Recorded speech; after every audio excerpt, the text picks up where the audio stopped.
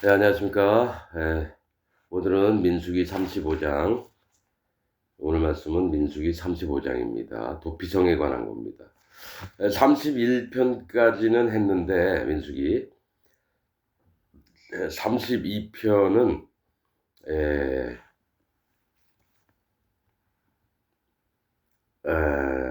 이게 르우벤 자손과 르우벤 지파, 갓 지파, 므낫세 반 지파, 요단강 건너오기 전에 모세에게 우리를 이 땅을 달라고, 그리고 올라가서 우리가 먼저 여기 아이들은 남겨놓고 가서 같이 싸우겠다고, 이런 내용이 32장이고요. 33장은 이제 뭐냐면 애굽에서 출발했던 곳, 뭐가 있냐면 모세한테 하나님이 애굽에서 출발해서 가나안 땅 갈 때까지 모든 노종들을 길들 들리는 곳마다 다 기록하라 그래요. 그래서 사실은 이것도 뭐 말씀을 다뤄야 되는 건데, 이제 뭐가 있냐면은 제가 애굽을 출발해서 가나안 여정까지 유튜브에 올린 그 내용이 있습니다. 이게 들린 곳마다 신앙생활을 얘기를 하는 거예요. 처음에는 하나님의 축복 속에서 마음이 낮아진 상태로 있다가 점점 가면서 마음이 교만해지고, 그 다음에 거친 들을 만나면서 또 하나님 앞에 고난도 받고, 또 다시 또 샘물을 만나고, 그래서 다시 마음이 낮아지고, 또 이게 또 교만해지고, 또 하나님 앞에 악을 행하고, 다시 또 이런 거를 지명을 통해서 알려주시는 게 33장에 관한 얘기입니다. 이거 말씀을 다 올려놨습니다. 이 말씀도 지명을 통한 하나님의 이 가르치심인가, 뭐 아무튼 그래, 지명이라고 이름 나와 있는 데 있습니다. 또 가나안 경계 34장에는 가나안 경계, 이런 부분들을 이제 34장에 얘기합니다. 그러니까 뭐냐면 신앙생활에 있으면서 넘어가면 안 되는 경계들을 동서남북을 통해서 하나님이 34장을 얘기해 주는 겁니다. 이것도 설교한 내용이 있습니다, 여러분. 이것도 아무도 이런 얘기 안 합니다. 아무도. 하나님께서 제게 마음을 주셔서 알게 하신 거고, 마음을 일으키셔서, 그래서 유대인들이 뭡니까? 이스라엘 백성들이 거하면서 서쪽으로는 큰 바다요, 막 이렇게 나옵니다. 바다 뭐 이런 거, 그러니까 성경에서 얘기하는 그 지경을 넘어가지 말라고 하면서 동서남북을 다 얘기합니다. 이것도 이미 전 시간에 이스라엘의 가나안 경계, 이런 뜻으로 또 올린 말씀이 있습니다, 유튜브에. 이거 정말 필요한 거고, 다른 목사들 이런 설교 진짜 하나도 안 합니다. 그러나 하나님이 이런 부분에도 얘기하라 하시니까 하는 거고, 이제 오늘은 35장 도피성에 대해서 이제 얘기를 좀 할까 합니다. 도피성. 한 절씩 읽으면서 또 말씀을 나눠보겠습니다. 여호와께서 여리고 맞은편 요단가 모압 평지에서 모세에게 일러가시되, 아직 요단강을 건너간 게 아닙니다. 이스라엘 자손에게 명하여 그들의 얻은 기업에서 레위인에게 거할 성읍들을 주게 하고, 미리 들어가지도 않았는데 하나님이 미리 얘기를 하세요. 레위인에게 거할 성읍들을 주게 하고, 너희는 또 그 성읍 사면의 들을 레위인에게 주어서 성읍으로는 그들의 거처가 되게 하고, 들로는 그들의 가축과 물상과 짐승들을 둘 곳이 되게 할 것이라. 이들은 농사도 안 짓고요, 땅도 없어요. 그 다음에 뭡니까? 가축들을 키울 수도 없어요. 그래서 그 성에 있는 주변들 곳을, 그러니까 이스라엘 백성들이 바치러 온 제물들이 있으면은 또 이 뭡니까? 이 미리미리 이렇게 가져오는 게 있습니다. 그런 거를 고기 지경 한 900m 됩니다. 2000규빗 정도. 거기서 이제 풀을 먹이게 해요. 동서남북으로 2000규빗씩. 그래서 거기서 풀을 뜯게 하다가 또 제사드리기도 하고 이렇게 합니다. 이거는 이제 하나님이 다 말씀하시는 바가 있고요. 너희가 레위인에게 줄 성읍들의 들은 성벽에서부터 밖으로 사면 2000규빗이라. 성경에서 2000이라고 하는 숫자는 하나님을 경외하기 때문에 절대로 들어가면 안 되는 곳들을 얘기합니다. 이스라엘 백성들이 함부로, 이 레위인들이 있는 성읍에 함부로 못 들어가지만 또 뭐가 있습니까? 경계가 되는 게 2000규빗이에요. 이스라엘 백성들한테 여호와의 법궤를 따라갈 때 2000규빗을 떨어져서 가게끔 만들었어요. 이천이라고 저기 하나님 성경에서 말씀하시는 것은 경외함을 얘기합니다. 함부로 들어가면 안 돼요. 그래서 뭐 이게 뭡니까 회막에서도 성막에서도 뭐가 있습니까? 반드시 규례가 있어요. 뭐냐? 외인은 함부로 들어가면 막 죽임을 당합니다. 솔로몬 성전에서도 가름막이 있어서 그리로 들어가는 외인들은 다 죽였습니다. 그렇듯이 함부로 하나님의 세계를 함부로 하는 자들은 죽임을 당합니다. 그래서 이 2000규빗이라 성을 중앙에 두고 성 밖 동편으로 2000규빗, 남편으로 2000규빗, 서편으로 2000규빗, 북편으로 2000규빗을 측량할지니 이는 그들의 성읍에 들이며. 그러니까 함부로 2000규빗 안으로 들어오면 안 되는 거예요. 허락 없이. 동서남북으로 2000규빗. 너희가 레위인에게 줄 성읍은 살인자로 피케할 도피성으로 6성읍이요. 레위인에게 줄 성읍은 살인자로 도피케할 도피성으로 6성읍이요. 그 외에 42성읍이라. 도피성은 여러분 도피성은 뭐죠? 누가 들어가냐면요.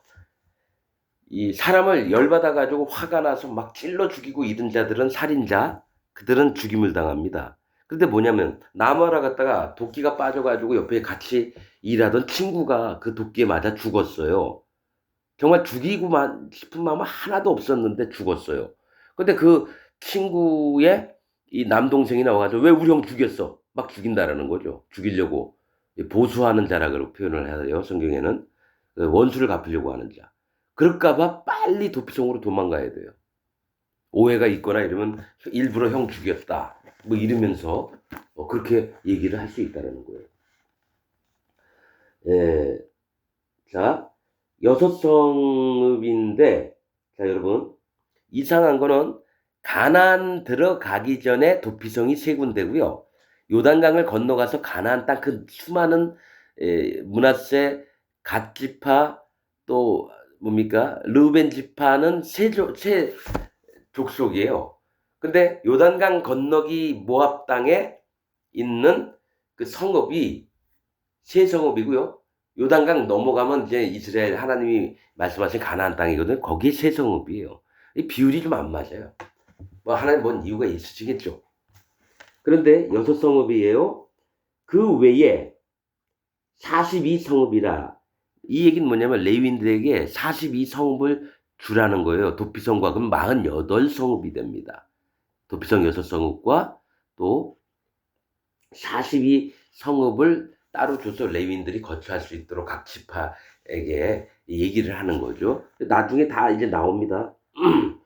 자, 너희가 레위인에게 모두 48성읍을 주고 그들도 함께 주되 이스라엘 자손의 산업에서 레위인에게 너희가 성읍을 줄 때 많이 얻은 자에게서는 많이 취하여 주고 적게 얻은 자에게서는 적게 취하여 줄 것이다. 그러니까 땅덩어리가 넓은 지파는 좀 레위인들한테 많이 주고 또 적게 얻은 땅을 적게 얻은 지파는 좀 적게 줘도 된다고 하시는 겁니다. 각기 얻은 산업을 따라서 그 성읍들을 레위인에게 줄지니라. 여호와께서 또 모세에게 일러 가라사대 이스라엘 자손에게 말하여 그들에게 이르라. 너희가 요단을 건너가 가나안 땅에 들어가거든 너희를 위하여 성읍을 도피성으로 정하여 그릇 살인한 자로 그리로 피하게 하라. 이게 잘못해서 살인한 자야. 실수로 사람을 죽이게 된 경우. 이는 너희가 보수할 자에게서 그 동생이 죽은 사람의 동생이 우리 형을 죽였다고 내가 죽여버릴게. 사정도 잘 알지 못하면서 막 화가 나니까 막 다시 가서 왜냐면 눈에는 눈, 이에는 이 하나님 말씀하셨거든요. 살인을 했으면 그 사람은 반드시 죽어야 되는 건데 뭡니까? 그 동생이 와서 죽여도 아무 말이 없는 거예요. 아무 대답을 못하는 거예요.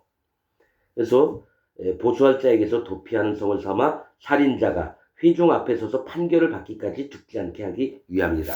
그러니까 도피성에서도 가면 그 장로들이나 레윈들이 모여서 회의를 합니다. 이 사람이 진짜 실수로 죽였느냐 아니면 일부러 고의로 계획을 세워서 그를 죽였느냐. 그러면 이 사람 도피성에 안 받습니다. 밖으로 판결을 받아야 돼요. 그래서 그 보수하는 자가 와서 죽여도 어떻게 얘기를 못 합니다. 왜냐면 살인하는 자는 반드시 죽일지니. 즉 계획, 고범죄라고요. 알고 짓는 죄. 또 계획을 세워서 악함을 드러내서 사람을 죽였다. 그럼 반드시 죽임을 당해야 됩니다.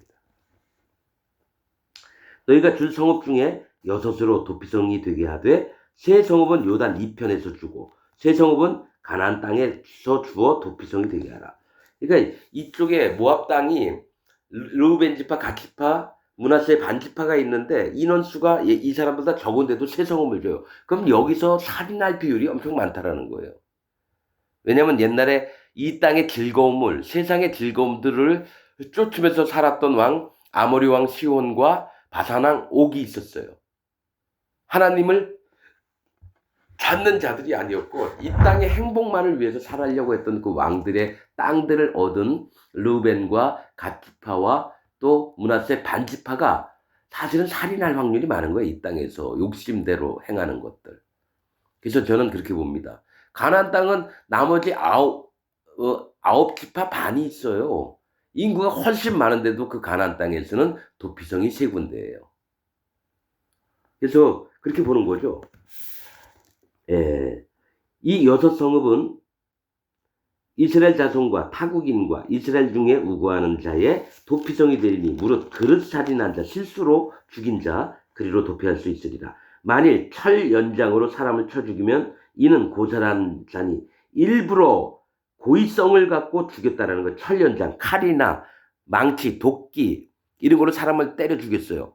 그러면 뭡니까? 고의성이 고살한 자니 그 고살한 자를 반드시 죽일 것이고 만일 사람을 죽일 만한 돌을 손에 들고 사람을 쳐 죽이면 이는 고살한 자니 그 고살자를 반드시 죽일 것이요. 그러니까 살인 목적으로 그를 찌르거나 이랬던 것들은 전부 다 죽임을 당하는 범죄에 속한다는 것을 얘기를 합니다.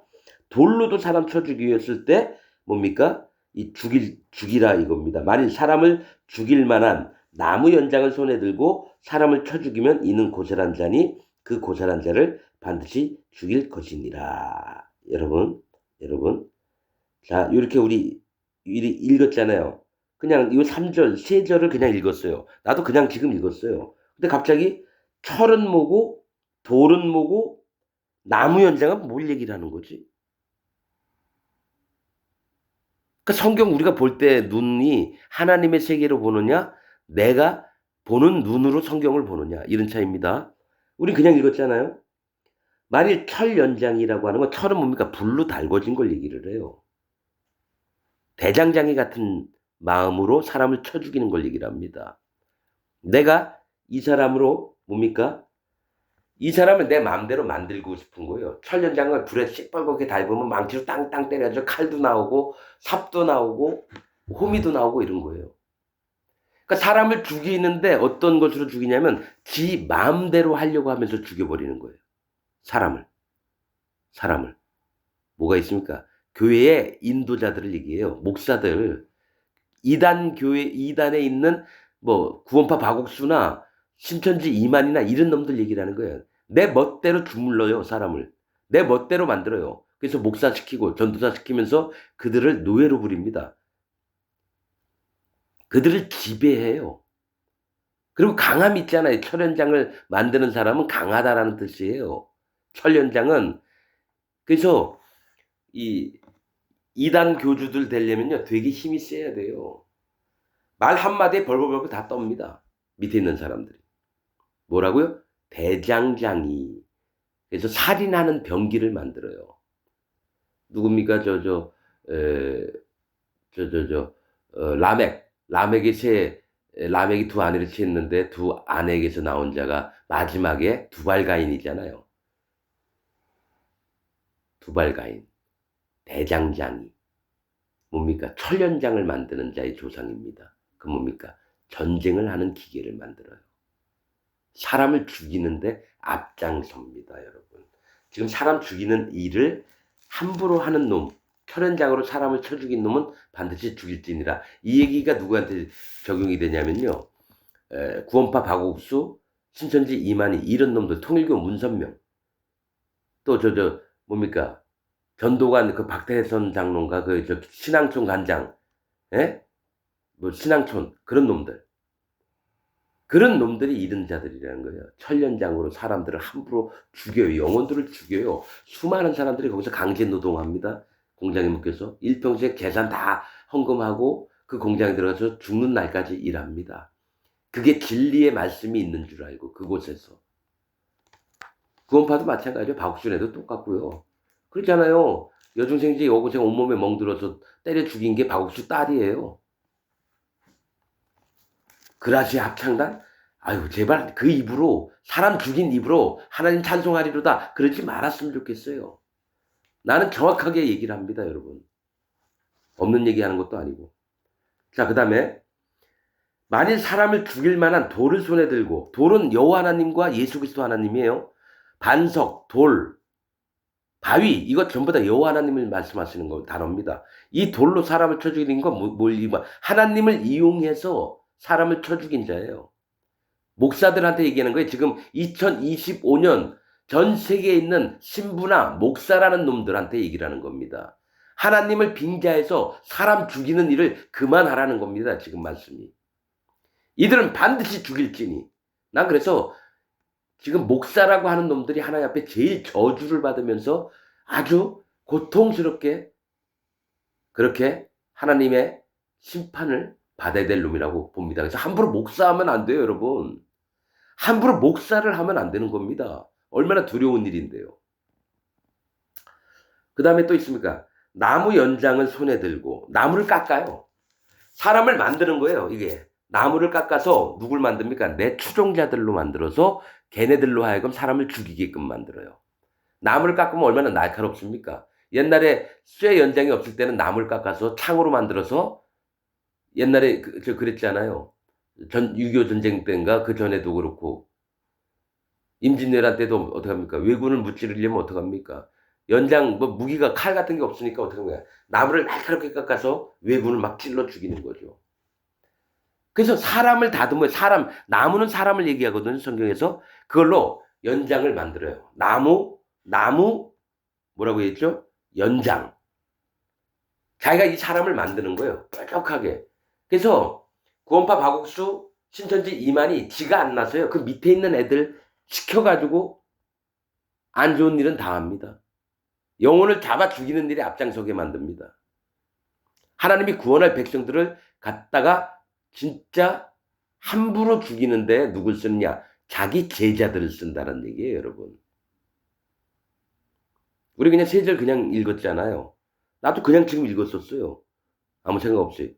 근데 갑자기 철은 뭐고, 나무 연장은 뭐고, 돌은 뭐지? 그 마음이 들어서 다시 읽고 말씀드리는 겁니다.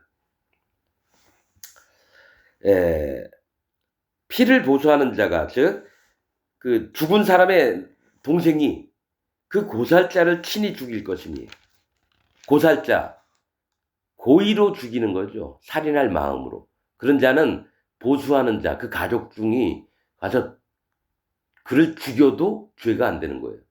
하나님 죽이라 했기 때문에. 친히 죽일 것이니 그를 만나거든 죽일 것이요.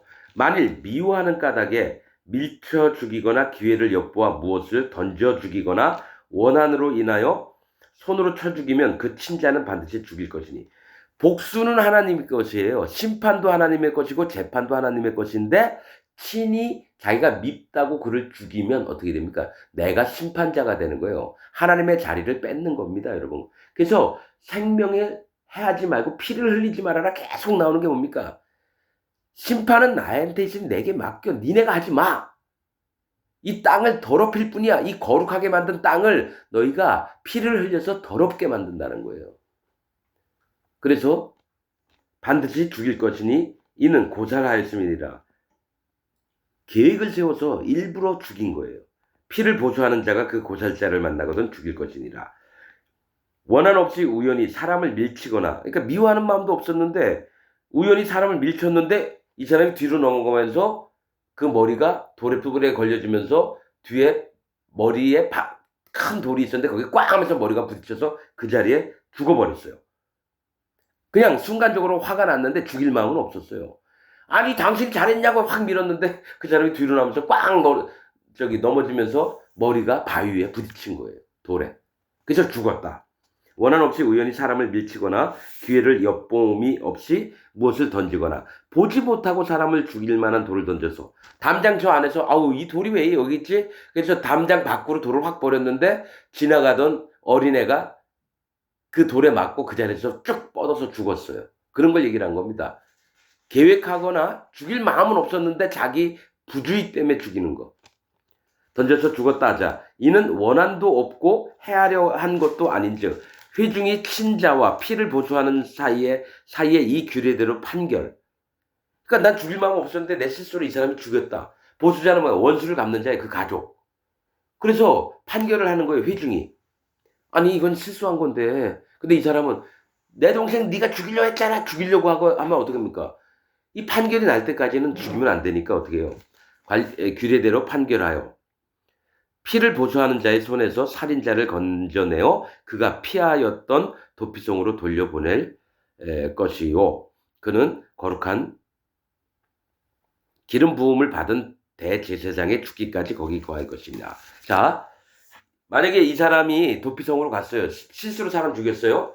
그런데 난 우리 엄마도 보고 싶고 아빠도 보고 싶어. 그러면서 자기 고향을 갔는데 내가 죽였던 그 사람의 동생이 나를 딱 보더니 거기서 나를 죽이면 난 죽어야 되는 겁니다.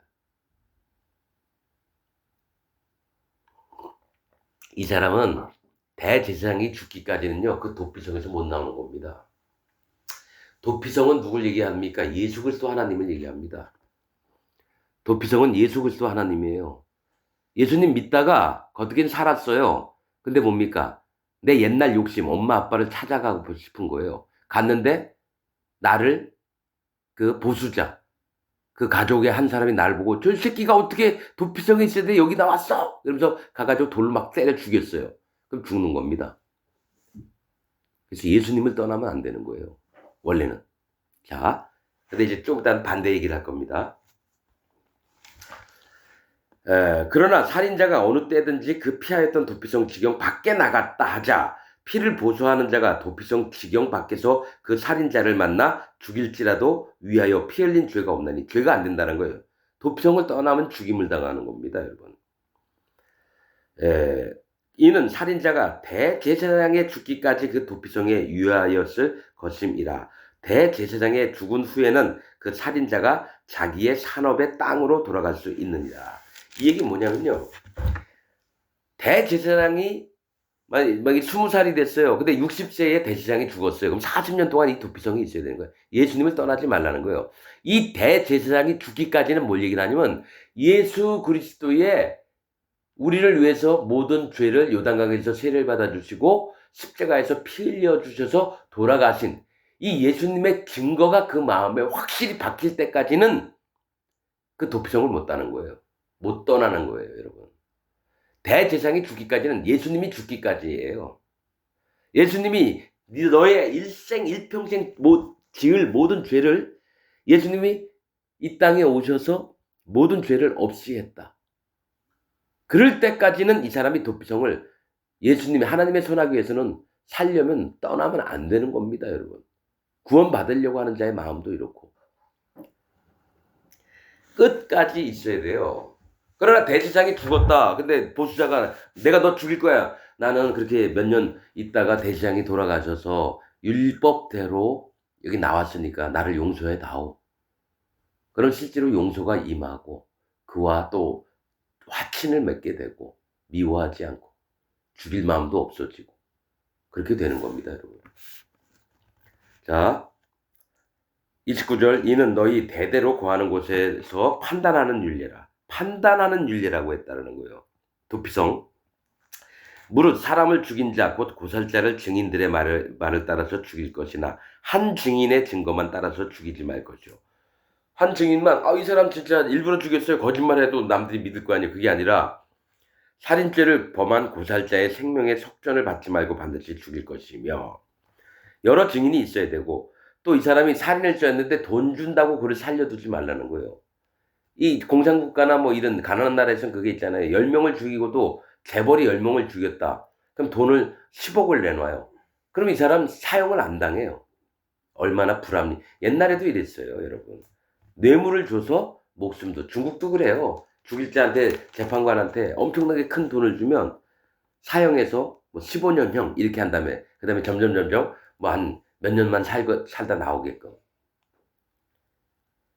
예. 32절 또 도피성에 피한 자를 대제사장에 죽기 전에는 속전을 받고 땅으로 돌아가 거하게 하지 말 것이니라. 아, 내가 돈을 써서 어떻게든 그러니까 대제사장도 안 죽었는데 빨리 집에 고향집에 가가지고 옛날 즐겼던 걸 다 즐기고 싶은 거예요. 그래서 돈을 준다고 그렇게 하지 말라는 거예요. 반드시 대제사장 예수님이 한 일이 그 마음에 인이 베낄 때까지 그가 마음에 도피성에 남아 있으라 하는 겁니다. 너희는 거하는 땅을 더럽히지 말라. 피는 땅을 더럽히나니. 그러면서 하시는 결론은 뭐냐? 살인하지 말라는 게 하나님이 거룩하게 밟고 있는 땅을 너희가 피를 흘려서 더럽히지 말라는 거예요. 피 흘림을 받은 땅은 이를 흘리게 한 자의 피가 아니면 속할 수 없느니라. 눈에는 눈, 이에는 이, 피에는 피라는 거죠. 아벨이 죽었으면 반드시 가인도 죽어야 되는 거예요. 땅의 핏소리가 내게 들리느니라. 그 가인도 죽여야 되는데 죽지 않게 뭘 주셨냐면 표를 주셨어요. 복음을 주셨어요. 너를 만나는 자는 벌이 7배나 받으리라. 그게 복음입니다.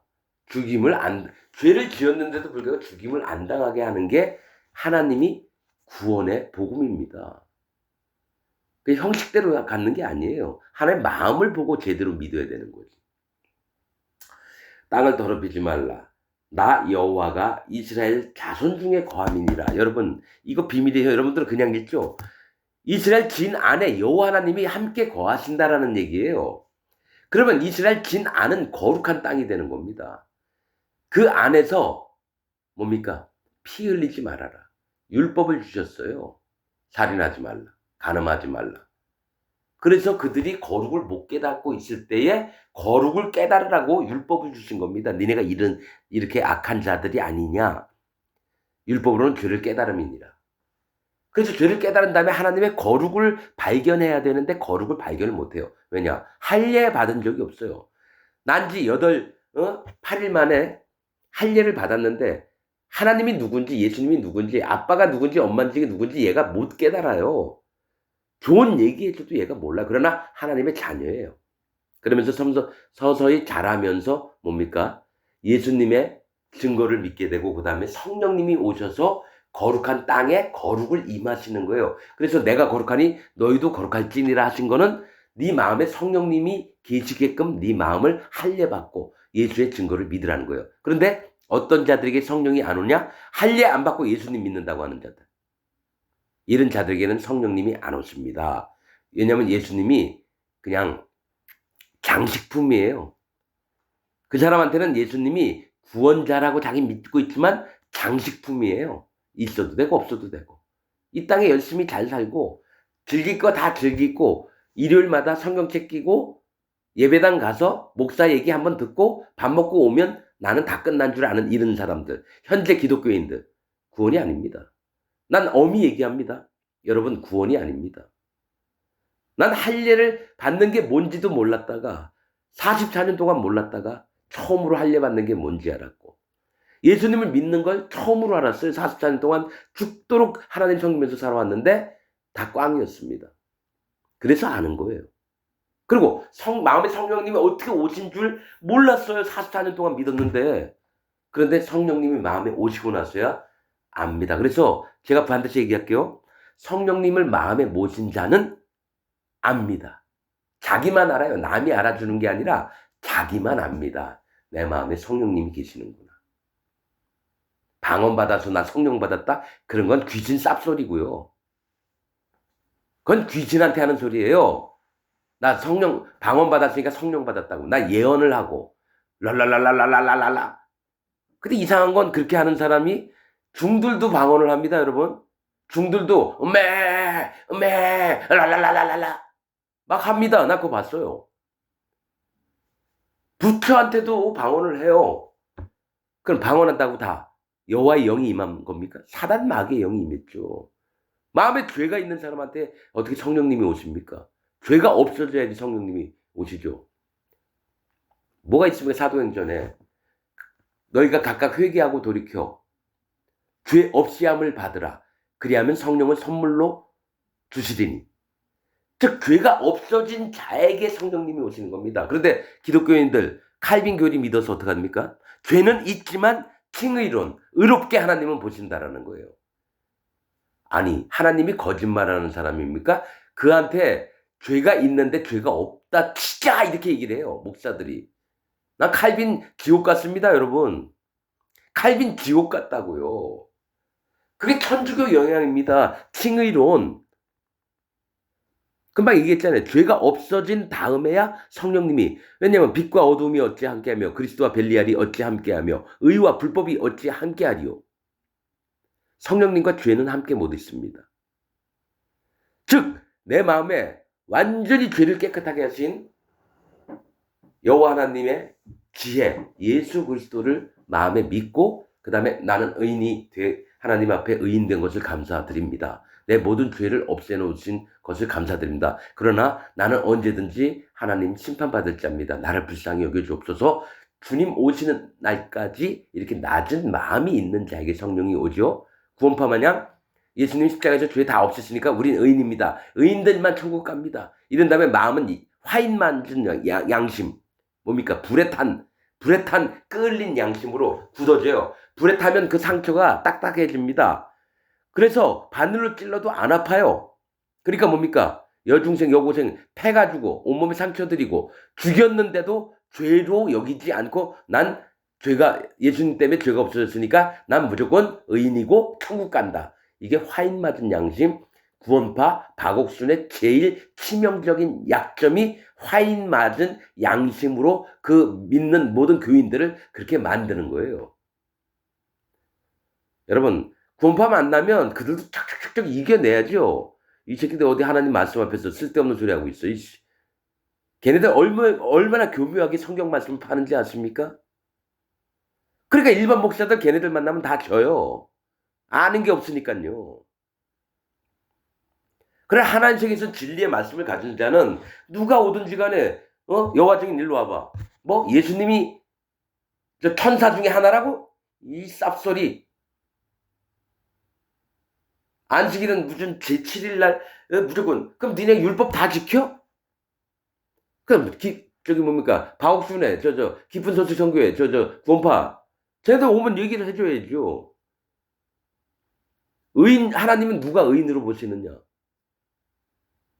바리새인하고 저 세리하고 둘 다 기도할 때 나는 죄인이로소이다 한 자를 더 의롭다 보셨지 바리새인을 의롭다 봤냐? 너희가 바리새인이야. 내가 하나하나 다 꺾을 실수해. 신천지 이만희. 나 걔네 저 교리는 잘 몰라요. 근데 옛날에 저기 뭡니까 무료 성경신학교 뭐 그걸 했다길래 걔네들 목사들 4명 왔다고 다 쫓아냈어요. 이겨가지고 입 아무 얘기 못하게 만들었어요. 또 도시에 저기 뭡니까 신천지 그 대빵이 왔어요. 몰래 변장하고. 웬 영감이 오더니 그 말씀이 그렇게 해석이 됩니까? 우와 놀라는 거예요. 탕자 비유를 얘기했더니 아무것도 아니에요. 신천지 이만희. 근데 각 교회마다 대문 앞에 신천지 출입 금지. 뭐가 무서워서요? 걔네들도 불쌍하면 데려와가지고 뭐 하나님 말씀 전해가지고 진리의 말씀으로 그들을 깨트린 다음에 구원을 받게 해줘야 되는데 무조건 오지 말래요. 그러니까 그렇게 써놓은 교회 목사들도 전부 다 거짓자고 하나님을 모르는 자들이에요.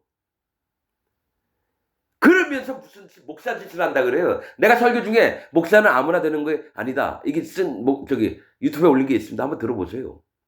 난 별의별 걸 다 경험해봤어요. 그래서 지금 목사들의 상태도 다 압니다. 아무리 유명한 목사 오더라도요. 하나님 말씀을 전부 다 깨트릴 수 있어요. 왜냐? 그에겐 진리가 없는데 진리를 이길 만한 사람이 있습니까? 나 잘났다는 게 아니에요. 나는 여러분보다 100만 배 못한 놈이고요. 얼굴도 못생기고 공부도 잘 못하는 놈이고 그렇습니다. 그러나 하나님 앞에서는 마음에 전심을 갖고 있는 자입니다. 전심으로 여호와 하나님을 섬기며 그를 따르려고 하는 자입니다. 다들 이러다 망가져요. 여러분 그래서 내가 제일 주의하는 게 이러다 망가지면 더 악한 자가 됩니다. 그러니까 내가 계속 기도한 거야. 하나님 교만하지 않도록 도와주시고 계속 마음에 있는 건 하나님 저는 언제든지 하나님 심판 내리시면 심판받을 자입니다. 제발 저 좀 불쌍히 여겨주세요. 항상 날마다 이렇게 기도합니다. 그렇다고 내가 구원을 못 받았나요? 아니죠. 구원을 지키려고 하는 자는 할례 받은 마음을 죽는 날까지 지키는 자예요. 마음을 낮춘 자세, 교만하지 않고. 발람도 하나님의 종으로 쓰임을 받다가 이스라엘 백성 가서 발람을 죽여버렸어요. 대부분이 처음에는 좋은 마음을 가지고 하나님 앞에 헌신하려고 출발한 놈들이 이단의 그 인도자들이에요. 바옥수도 그렇고요. 권신찬이도 그렇고요. 하나님 앞에 충성하려고 했다 그렇게 이상한 놈들로 발전이 되는 거예요. 돈을 알고 탐욕이 들어와서 완전히 망가지는 거예요. 바옥수는 하나님의 종이 아닙니다. 하나님의 사람이 아니에요. 저 이만희도 마찬가지고요. 그럼 조용기는 하나님의 종이냐? 그놈은 더더욱 아니고요. 사기꾼이고 탐욕가고. 걔가 발람이에요. 진짜 발람의 모습은 조용기처럼 해야 돼요. 몇 천억을 주물러요. 그 아들한테 국민일보 만들라고 2천억을 주는 목사가 어디 있어요? 그 돈이 어디서 났어요? 다 교인들 주머니에서 없이 사는 사람들도 쌀 갖다 주고 옛날에. 그래서 돈을 차곡차곡 모아놓은 놈이 조용기예요. 그 놈이 지옥 가면요 제일 고통스러운데 제일 앞에 섭니다. 그 새끼 조용기는 그 새끼라고 할게요. 그 새끼는 완전히 지옥 같습니다, 여러분, 진짜. 그래서 순복음 다닌 사람 정신 차려요. 난 조용기 같은 사기꾼, 그게 개벌이지 무슨 식 목사입니까? 목사도 아니죠. 완전히 사기꾼. 아유, 나 거기서 다니는 인간들, 그래서 순복음 다닌다 그러면 나 멀쩡하게 안 봐요. 아, 귀신 들렸구나. 무조건 순복음 다닌다면, 귀신이 초대해서 저 놈하고, 저 년하고 연합해서 짝짝꿍이 돼서 잘 노는구나. 오순절 계통이 다 그런 쪽이에요. 하나님 찾는 것보다 뭡니까? 이적을 좋아하고 기적을 좋아하고 눈에 나타나는 증상들을 좋아하고 하나님 말씀으로 나타나시지 무슨 이적으로 나타나신 분이 아니에요. 그럼 이 땅에 뿅 하고 나타나신 모든 사람 다 믿게요. 그게 아닙니다. 깨어진 자들만 구원하러 오십니다. 구원은 마음이 상한 자, 마음이 가난해진 자, 자기 마음을 낮춘 자, 스스로 낮춘 자. 이거는 바벨론 이후의 새 언약입니다. 말씀에 있습니다. 그래서 누가 구원을 받고 누가 구원을 안 받는지가 눈에 보입니다. 정말입니다, 여러분. 아무리 기독교 지식, 성경 내가 모르는 얘기 막 짓거려 보세요. 내가 모르는 얘기 모른다고 그래요. 좀 히브리어 하느냐, 헬라어 하느냐, 나 몰라요. 근데 뭐냐? 나 뭘 보냐? 이 사람에게서 나오는 하나님 앞에 낮아진 마음이 있나 없나 이걸 봅니다. 하나님을 경외하는 마음이 있나 없나 이걸 봅니다. 그리고 아니다 싶으면 그 사람이 아무리 박사학위 10개가 있어도 꺼져 이 개새끼야 이럽니다. 그건 목사도 아니에요. 내가 계속 얘기하지만 여러분, 평신도 여러분, 목사들 우습게 여기세요. 그들은 여러분을 착취하면서 돈 빼가는 돈기계입니다. 돈벌레. 거머리예요, 거머리. 거머리의 딸들은 다고다고 하느냐. 여러분의 호주머니에서 헌금을 계속 갉아먹는 다고다고 거머리입니다. 목사 놈들이 거머리라고요, 여러분. 그러니까 믿지 말라고요, 제발. 정신 좀 차리라고요. 옛날에 선지서에 모든 선지자들이 지금 나와 같은 얘기를 한 거예요, 이스라엘 백성들에게. 거짓 선지자들에게 놀아나지 말라고 그러면서 너의 마음이 왜 악을 향하며 우상을 향하며 그게 누가 가르쳤느냐?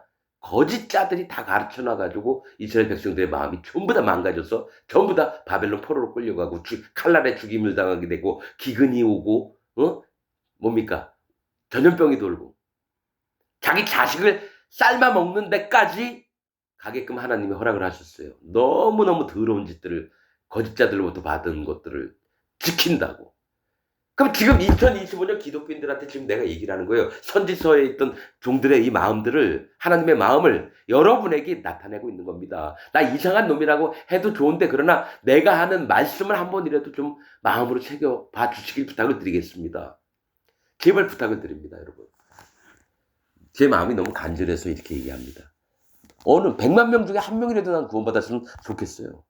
진짜입니다. 너무 희귀한 구원이라서 그렇습니다, 여러분.